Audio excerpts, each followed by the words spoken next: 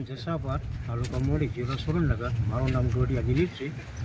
અમારે મોડી તાલુકામાં 52 ગામમાં આજ અમારે અખાત્રી છે। આજ અમારે જે મુહૂર્ત કરવું હોય, કપાસિયા સોંપવાનું, ઝાડનું કાચે જે કંઈ મુહૂર્ત કરવાનું હોય, તો પાણી વરસાદના કારણે અમે અત્યારે પૂરે કપાસિયા નાખી તો અમારું બિયારણ ફેલ જાય। વરસાદ થાય ત્યારે બિયારણ ઉગે અમારું। અને જો અમારે કૂવાનું પાણી 10 મિનિટના 15 મિનિટના પાણી છે તો એમાં ટીપા પાડવી, એ પાણી અમારે ખારું છે તો છોડવો ઉગે ખરો પણ એને કોઈ ઓલું ન થાય। અને વરસાદ ખેંચાવે તો જે અમારો કપાસ છે એ ફેલ જાય, જેથી કરીને ખેડૂતની આમદની જે ડબલ સરકાર વાત કરતી હતી કે ડબલ આમદની થશે, તો અમારી ડબલ ન થાય, અમારી સિંગલમાં પરમાર જુવાન છે। અમારે હાલ જસાપર ગામની અંદર સીમ તળાવમાં કોઈ પાણી નથી। આજે માણસને તો પીવા માટે મળી રહે, પણ અમારું જે પશુધન છે ને એની અંદર સરકારે અમને વાયદો આપ્યો હતો કે અમે લોકો આવશું તો તમને પાણી આપીશું, પણ હાલ સિંચાઈ વિભાગ તો અલગ રહ્યું કે અમને ખેતીવાડીમાં ઉત્પાદન માટે પણ પાણી મળે એ તો દૂરની વાત છે, પણ આજે અમારો માલઢોર સીમમાં 2 કિલોમીટરે જાય ને તો એને પીવા પણ માટે પાણી નથી। આજે અમારે જો માલઢોર લઈને સીમમાં જઈએ તો એને પાવા માટે પણ અમારે અહીંયા આવવું પડે। જો આ સરકાર આમ નામ હાલશે તો અમે ક્યાં સુધી ટકશું? એમ કે આજે લોકો એવું કે માણસની અંદર કહેવાય કે દરેક માણસને કંઈ પણ ઉત્પાદન લેવું હોય તો ક્યાંથી લે?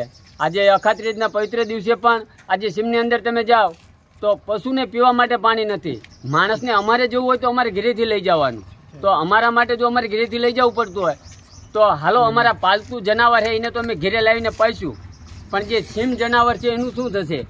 આ સરકાર કમસે કમ સિંચાઈ માટે પાણી આપે તો તળાવ ભરે તો અમે સિંચાઈથી પીશું અને અમારે અબુલ પશુ પણ પાણી પીવે। આજે તમે મૂળી તાલુકાના એવા ઘણા ગામ છે કે જેના તળાવ તમે તપાસ કરો તો તળાવની અંદર બિલકુલ પાણી નથી। આજે કોરા કાચ પડ્યા તળાવ, તો એને શું કરવાના? સરકારશ્રીએ યોજના આપી અને ઘણા ઊંડા ઉતાર્યા છે, ઊંડા ઉતાર્યા એનું મિનિંગ શું? કે આજે અમારે તળાવ ઘણા બધા ઊંડા થઈ ગયા, તો એ ઊંડા થયેલા તળાવનો કોઈ મિનિંગ નથી એમ કે આજે ખાલી છે, સામુની લૂ વરે છે। આજે અહીંયા જવું હોય તો માણસને એમ થાય ક્યાં જઈને શું કરશું, અને નકરી લૂ વરે।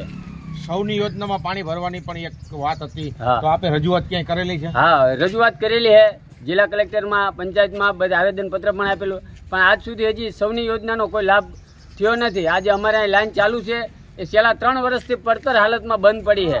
જો સરકાર ધારે તો એ લાઈનનું કામ વહેલી તકે ચાલુ થાય તો અમારા તળાવ ભરાય એમ, પણ આજ સરકારે લાઈનનું કોઈ પણ કામ કોઈ કારણોસર અટકાવીને મૂકેલું છે।